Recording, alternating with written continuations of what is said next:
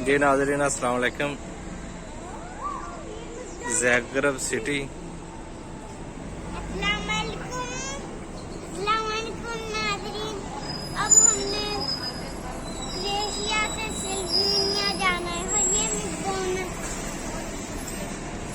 यह 220 नंबर से आए जनाब कैंपल ते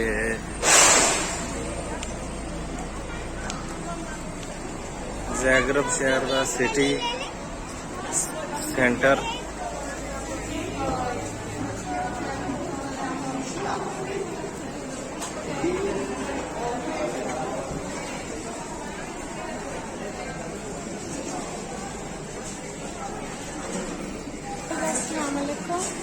हम बना रहे हैं व्लॉग। देखें हम लोग सेंटर में आए हुए हैं। इसका नाम ही सेंटर है, इस जगह का नाम सेंटर है ज़ाग्रेब। क्रोएशिया में, ज़ाग्रेब।